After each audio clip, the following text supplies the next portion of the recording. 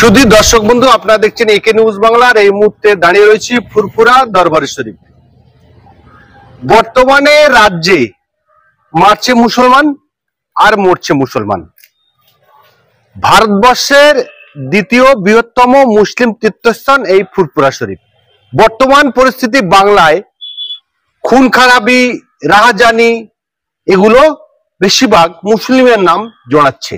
বর্তমান এই পরিস্থিতির মধ্যে মুসলমানদের এই বর্বরচিত থেকে ফিরে আসা কিভাবে যায়? আমাদের সঙ্গে রয়েছেন ফুরফুরা শরীফের পীরজাদা সানাউল্লাহ সিদ্দিকী সাহেব। দেখেন, একটা বিষয় হচ্ছে, যারা ক্ষমতায় থাকে না, বিরোধী যারা থাকে, তাদের রাজনৈতিক প্রচারের জন্য অনেকটা এই সমস্ত শব্দগুলো ব্যবহার করা হয়, তারা ব্যবহার করে থাকে। এবং যারা ক্ষমতায় থাকে তারা সবসময় তাদের স্ট্যান্ড পয়েন্টটা এরকম দ্বারাই অনেকটা রাখে। এবার তার মধ্যে অনেক স্বচ্ছ নেতা থাকেন, তারা রুলিং পার্টিতে থাকলো, ক্ষমতায় থাকলো, তারা সেখানে গিয়ে পৌঁছে যায়। অনেকটা এরকম দ্বারাই চলছে। সর্বপ্রথম আমাকে ভাবতে হবে, আমার রাজনৈতিক আগে না একটা মানুষের জীবন আগে। দেখেন, মানুষ বাঁচলে রাজনীতি হবে, রাজনীতি বাঁচলে মানুষ বাঁচবে তা নয়, মানুষ বাঁচলে রাজনীতি হবে। আজকে যে কোনো পার্টি বলেন, শুধু পশ্চিমবঙ্গে বলেন না, যে কোনো রাজ্যে বলেন, যে কোনো দেশে বলেন, ভোট জনগণ দেয়। জনগণ দেওয়ার ভোট পরে মানে নির্বাচন করে কারা? জনগণ। তারা ভোট দিলে নেতা নির্বাচিত হয়ে ক্ষমতায় আসে। আজকে জনগণের ভোটে যদি নেতা নির্বাচিত হয়, তাহলে জনগণের জন্যই তো সব। তাহলে আমাদের উচিত সেগুলোকে লক্ষ্য রাখা। আর শুধু আজকে তামান্না বলে আমার ছোট্ট বোন উনি নয়, মানে বাংলা সহ আমি আমার ভারতকে ভাববো। আমাদের ভারতবর্ষে এই ধরনের আপত্তিকর ঘটনা এটা আমরা আশা করব না যে কোনো সম্প্রদায়ের মধ্যে এটা হোক।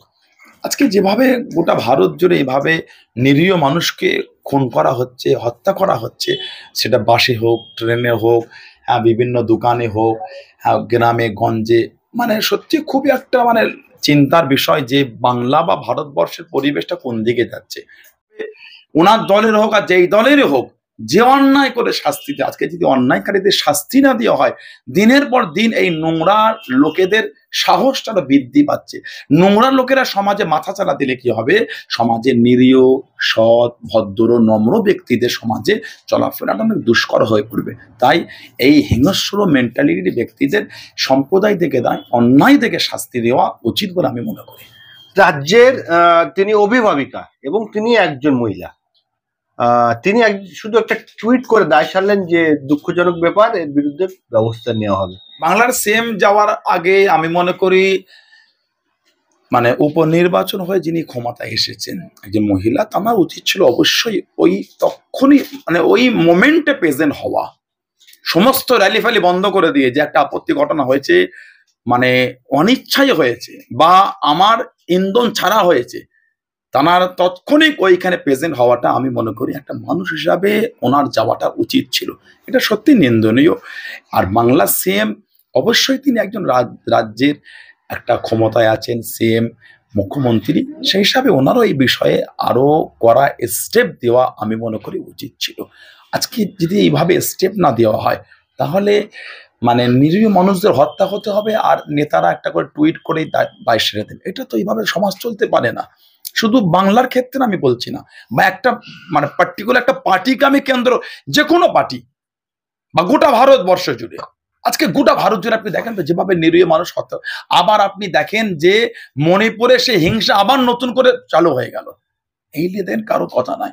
বাংলায় যারা আজকে চিল্লাচ্ছে, দিন রাত যারা এক করে ফেলছে, মিথ্যা নিউজকে যারা সত্য প্রমাণের জন্য আগিয়ে আসছে, দেখেন তাদের সরকার মণিপুরে ছিল, তাদের কি বার্তা, তারা কি বার্তা দিয়েছে? আজকে এত মানুষকে মণিপুরে হত্যা করা হলো, বন্ধ হওয়ার পর আবার নতুন করে একটা অশান্তির রূপরেখা তৈরি হলো, সেখানে তাদের কি বার্তা আছে?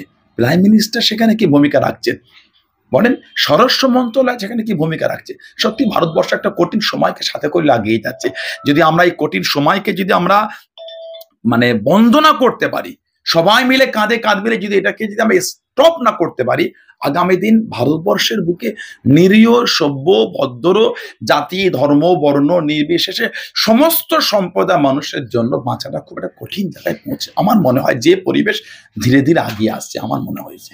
একমাত্র কন্যাকে হারিয়ে বাবা এবং মা তারা দিশেহারা। শাসক দলের বিধায়ক হুমায়ুন কবির, তিনি একসময় পুলিশ আইপিএস অফিসার ছিলেন, তিনি খামে করে কিছু অর্থ দিতে চাচ্ছিলেন। দেখেন মানে উনি কি চিন্তা ভাবনা নিয়ে দিচ্ছেন আমি তো বলতে পারবো না, বা ওনার কনসেপ্ট মানে ওনার চিন্তা ভাবনা ক্লিয়ার উনি মানে মিডিয়ায় বলেছেন আমি দেখিনি।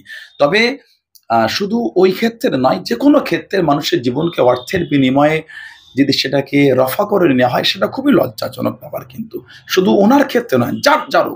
আর বাবা মা যেটা বলছেন, ওনার আব্বা আম্মা, তামান্না আমার ছোট্ট পাড়া বোনের, দেখেন শুধু তামান্না বলে না, আপনার মেয়ে যদি চলে যেত, আমার মেয়ে, যে কোনো কারোর মেয়ে, একটা বাচ্চা অসুস্থ হলে মা বাবা সারা রাত তার পাশে জেগে বসে থাকে, তাহলে একটা মেয়ে যখন চলে যাচ্ছে তার বাবা তো কষ্ট হওয়াটা স্বাভাবিক।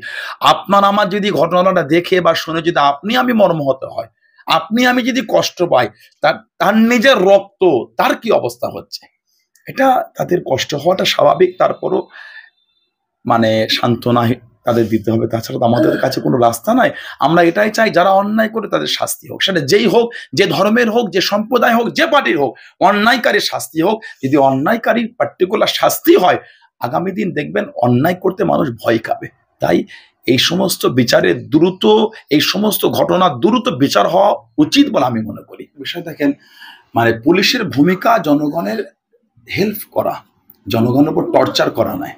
আজকে প্রশাসন ডিপার্টমেন্টের মধ্যে কিছু আমরা দেখছি বিভিন্ন সময়, শুধু বাংলা নয় ভারত জুড়ে আমরা ভিডিও দেখেছি, নামাজ পড়ছিল বলে একটা পুলিশের পোশাক পরে একটা জঘন্য হিংস্র মেন্টালিটির ব্যক্তি, ঠিক জঙ্গি ক্যাটাগরির মেন্টালিটি একটা মানুষ, একজন নামাজ পড়ছিল রাস্তার ধারে, তাকে বোর্ডের বাড়ি পিটছিল।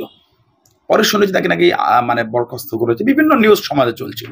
তা প্রশাসনের কাজ হলো জনগণকে হেল্প করা। রাজনৈতিক কারণে যদি কোনো রাজনৈতিক দলের সাথে কোনো রাজনৈতিক মেম্বারদের মনোমালিন্য হয়, সেটা হয়ে আসছে, দেখে আসছে আমরা। তার জন্য কেউ যদি ভুল করে থাকে তাকে অ্যারেস্ট করবে, আইনের সহায়তা নিয়ে সাহায্য দেবে, তাকে হত্যা করে দেওয়া, এটা তো একটা জঘন্য অপরাধ। একটা প্রশাসনের দ্বারা যদি একটা মানে সমাজের অনৈতিক কার্যকলাপ ঘটে যায়, তাহলে প্রশাসনের ভূমিকাটা তাহলে কি হলো? প্রশাসন তো মানুষকে আইনের সাহায্য নিয়ে হেল্প করবে, আইনকে সামনে রেখে সাহায্যর হাত বাড়িয়ে দেবে। তা প্রশাসনের মধ্যে দিয়ে কিছু কিছু ব্যক্তি যখন এই কর্মকাণ্ড যখন একটা মানে হিংস্র ব্যক্তিদের মতন হয়, তাহলে সেই সমাজে প্রশাসনের কাছে কিছু সাহায্য পাওয়া মানুষ তো আশাহীন হয়ে পড়বে। 2 নম্বর বিষয় হচ্ছে, দেখেন কে কোন পার্টির না পার্টির, বর্তমান যিনি বাংলার সিএম আছে তিনি শুধু তৃণমূলের সিএম না, এটা সমস্ত বাংলার জনগণের সিএম, যেই পার্টিরই হোক। আজকে এই জায়গাটা তাকে ভাবতে হবে বা এই জায়গাটা তাকে ক্লিয়ার রাখতে হবে।